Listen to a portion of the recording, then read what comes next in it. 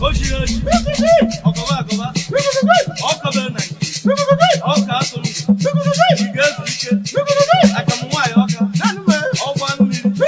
Ya na ụtọ. Ọlọba. Ya na ụtọ. Aka eji onu. Aka na inu.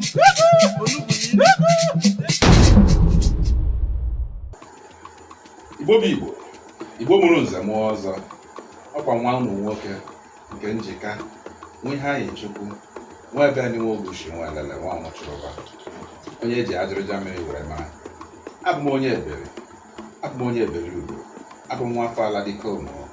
Asị m Igbo chekara m ụmụ. Asị m ebere mụrụ nne na o chekara m. Ndewonu. N'ụbọchị taa o nwere ihe nji maka ife ya wee bịa. Ụbọchị taa nchọ ka itinye uche na ya maka ndị mmadụ ajụkarịgo m ajụjụ maka ya mere m ji sị ka anyị tinye uche na ya taa. And most people na dị abụ ha chat ya m online ha sị m biko ajịrịja mmiri. They will want me to throw more light on this. Sometimes they want me to share it privately. Mana mfụ na topic ga-benefit ndị mmadụ nsị ka m bịa kụzie ya so other people will learn from it. Onwe ihe nji maka ife ya wee bịa taa na-abụrụ ihe akpọrọ awele. Awele ọ dị mma mmadụ ime? Kedu ka a si eme awele? Kedu onye kwesịrị ime awele? Kedu ụdị awele kwesịrị na mmadụ ya eme? Because in the course of that discussion mụ na this particular young man na-ekwu ka o si ekwu okwu na-agwadogoro ife ọ ya eme. Ife ọ nọ na ya bụ ọ ga-anwụ make money ọsọgodo ya bụrụ oke ite ọsọgodo ya bụrụ nke na mmemme. You get? So ọnya mere m ji sị ka m tinyekwuo ihe na ya bụ okwu, not just for him, for others that might be going through such situations or some na-enwe that thought about or misconception about awele and oke ite. Today, kedu ihe bụ awele? Kedu ka a si eme awele? Kedu onye kwesịrị inwe awele? Kedu onye na-eme awele? Ọnya ka anyị ga-alọta. Ka anyị gee ntị ọfụma. Awele dị mma. Awele kwesịrị na mmadụ ya eme. That is why mmụọ na onwe ya na-enwe okuku awele. Melu ndị mmiri ji enwe okuku awele. Arọbinagụ na-enwe okuku. Ndị ichie na-enwe okuku awele. Arụsị na-enwe okuku awele. I don't know if you are getting these things the way they are. Abụ na-enwe okuku awele. Ihe awa awele dị mma mmadụ inwe. Awele bụ enhance ife mmadụ na-eme. Awele bụ iboost. Ọ dị ka mmadụ chi ime ihe imegide nsị ka iboost something ka ọ gakwuo further ka ọ adịkwuole ya more strength. Onye aba awele. Onweghị ihe dị bad na awele. Onweghị ihe dị wrong na awele.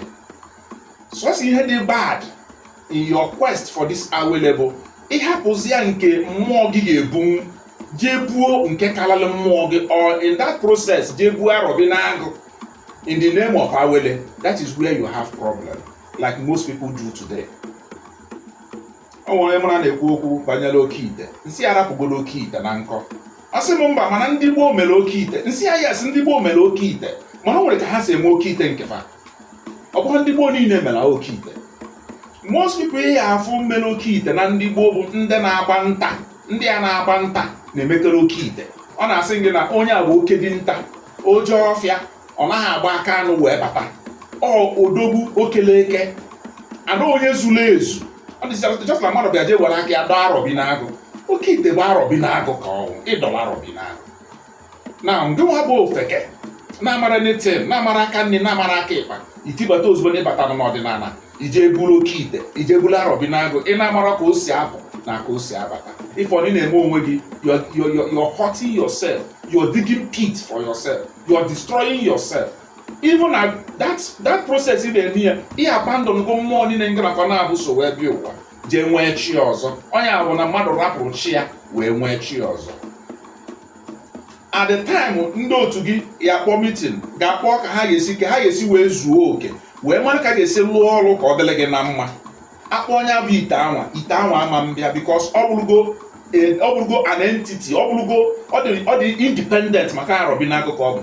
Arobinago adịghị take permission from anybody wee jee arụ ọrụ ese maọbụ Arobinago ndị ichie dọbọrọ na ụlọ such as order na-agba ọchị ọ na ndị ichie order because nọ ndị ichie debere ya.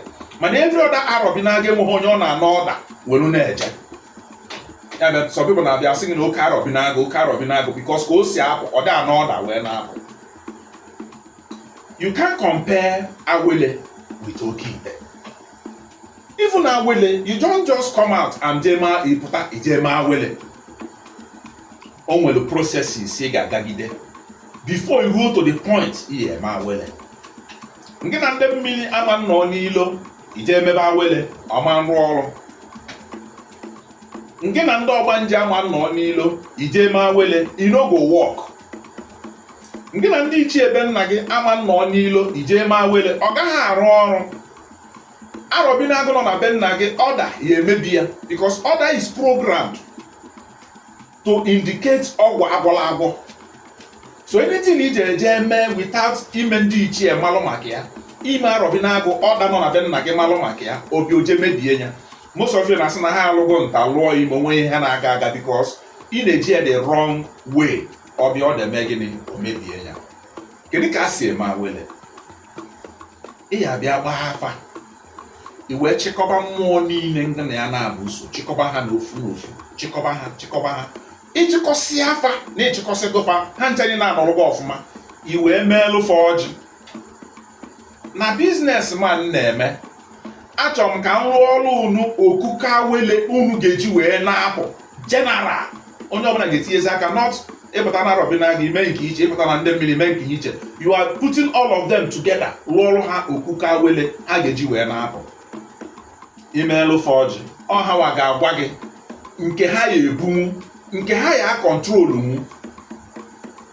O nwere ndị ọbụla it's just like ịbịa iwelu injin 911 iwe jee donya na gị na Camry 2.2 ọ gaghị work because the other components nọ na the motor na away from the engine will not be able to supply what engine 911 ga-eji wee sustain ya.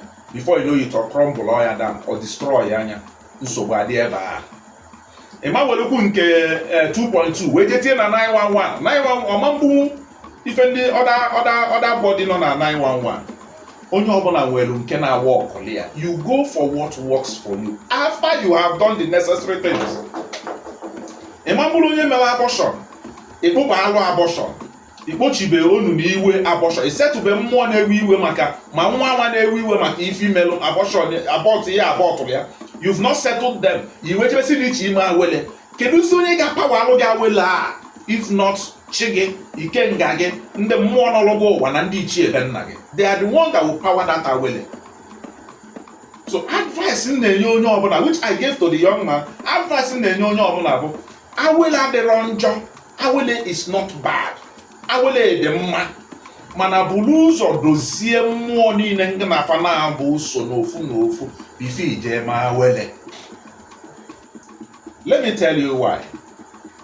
Ndị otu ga-anwa ya agwa gị ihe ị etinye na Awele a.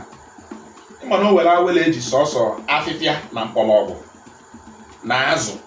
Ụmụ azụ a na-etinye na ya. Azụ ndị a na-esikebe oke ike. Etinye azụ ahụ, etinye afịa, tinye mkpọrọgwụ ewelu na ọnya bụ Awele. They are okay with it because when ndị bụ Awele bi ụwa, they just need small thing ka ị ga-enyefa ka fa wee na-apụ wee na-abata. O nwere ndị nke ga-asị okay itinyela anya azụ tinye mkpọrọgwụ na mkpa akwụkwọ na ndị otu ya nke itinye anụ ọgwa gị sọma n'ihi etinye. O nwekwa ndị nke ha ga-adị dị mmụọ ha ya dịsị ndị mmadụ ji ekwu okwu asị na-ewele Awele nwee oke Awele. The difference there bụ ife itinyelu na ya is what matters. Onwe ndị ka ha ga-adọla sị ngị tinye agụ ngị tinye horse ngị tinye nke agbabago oke Awele. Ihe dị workable for Mr. A might not be workable for Mr. B. But the sum up of none, the conclusion of the whole matter bụ gịnị? Dozie ndị otu gị gbaa afa chịkọ ndị otu gị maka ọha nwa ga-eji awele gị anwa wee na-apụ, ọha nwa ga na-apawe ya. If you are not in alignment with them, who will power that awele? Before you know it, it's easier from awele ebazi. I say okay, ọ bụla ebido jeje bụ oke ite, oge ahụ iwere aka gị wee gbuo onwe gị. Ama m oke ite one anyị gbukapụtara mmadụ na ya, mebieli mmadụ na ya. Ị ma na ọ nwere ọgwụ ihe eje ịgwọ iche na awele, ama mmadụ na egbukapụtago na this same problem, onye a na-eti mkpu, so nọ ife a bụ problem ya, ndị egbukapụta ozugbo onye enwere onwe ya. It will cripple your finances because n'ije ha the right way. Ihe chukwasị mmụọ niile nke na fa na-abụ nso, ichukwasị afa iwe je kwuo okwu awele, they will be the ones to direct you on what to do.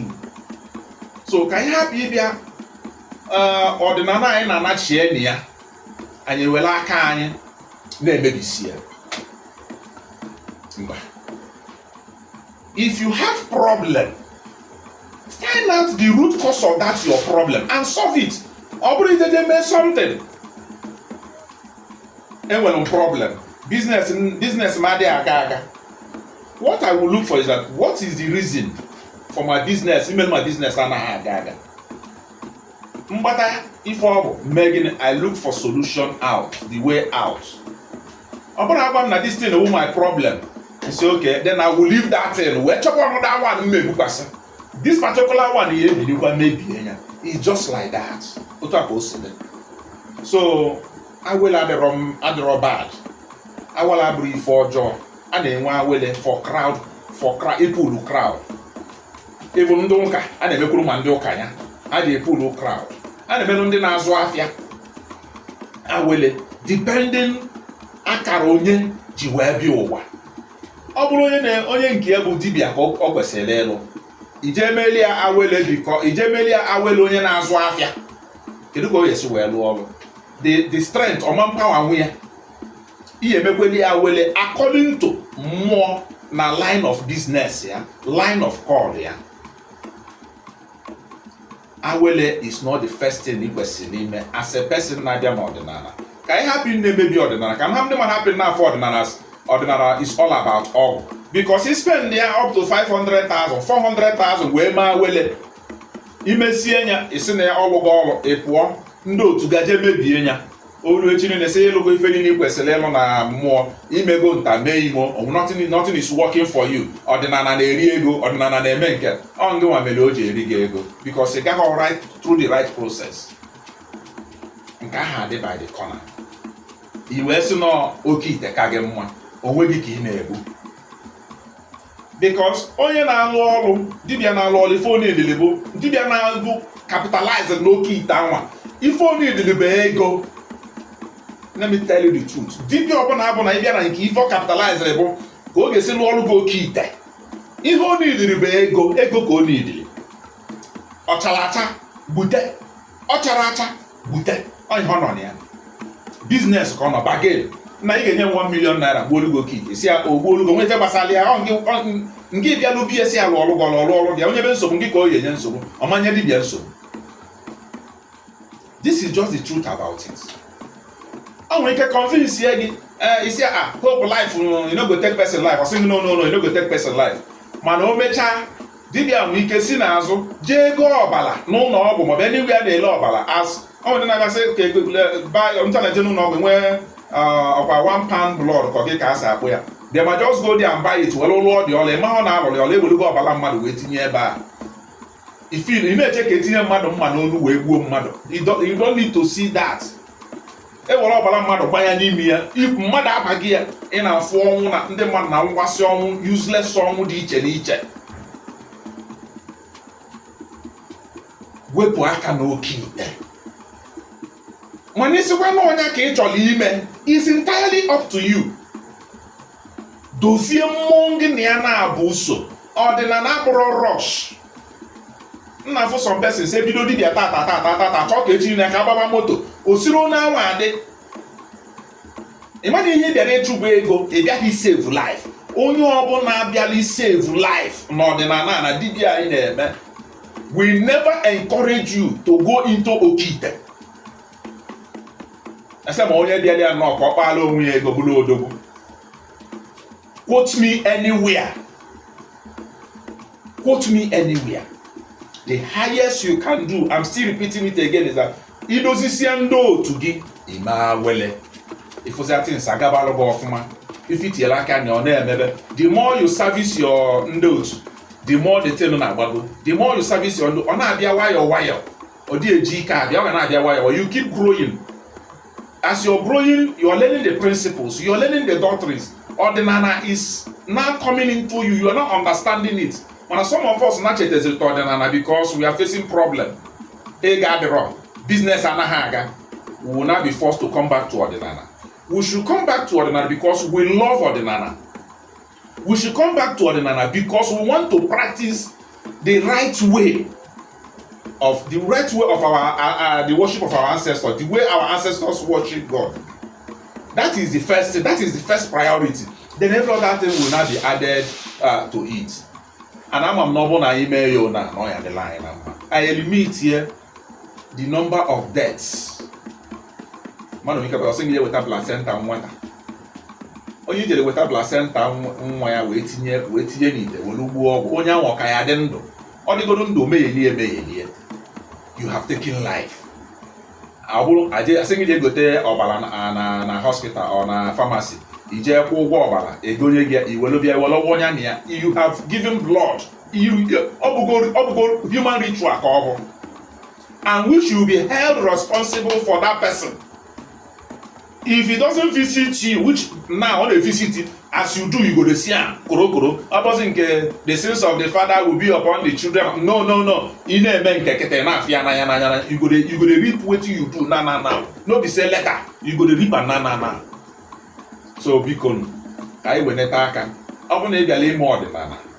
Won't a galley more than nana. Follow the way of ordinana. Ihe more galley more than nana can be a lime. Another man or characha with and there is no shortcut to ọdịnala. Agwa gị n'ihe ị ga-eji dozie ebe mpa gị ha n'ihi akpụ alụ kpochie onunu meelu fe olili ife agabalụ gị. That is what you need to do. There's no shortcut. If you don't do it, ịgbalụchakwa, you will come back to that circle. Daalụ nne, and ama m na ọ bụrụ na anyị gee ntị to what the spirit is saying, we will learn. And this ọdịnala anyị na-eme will be fruitful to us. Ka ndị ụka hapụ ịchịkwa anyị ọchị, hapụ ịmụ anyị amụ, ka ị hapụ ịnọ ebe ị na-eje ịnyụ anyụ wee zọlụ. A sị na onye mara ife, onye mara asụ, ya sụọ n'igwe. Onye na-amarọkwa azụ, ya sụọ n'ala. Or better still, sụọ n'akwa mpọ ya. Onye yi shoe na ebe o si afụ ya. Onye ka m bịa ka m sị ka m kọwaba ife dị na awele, kọwa ife dị n'oke ite. Some people get commerce because I see that they maybe have business. And I maybe business. If they always save life, and anything I will do or say to make sure that a life is saved, I will do it. That alone, no one ihe nkọwa na-edosiri anya. Only they can enlighten you more on this. Please do not call me. Chat me on WhatsApp. I will respond to you. If I'm not available, somebody will be around to respond to you. As many as has come to practice ọdịnala, Chukwu na ndị a na-agọzie anyị. Ihe anyị eji wee menye bụ ọdịnala na ọma nke anyị. Aja na be nna anyị will protect us from every evil plan and evil eye.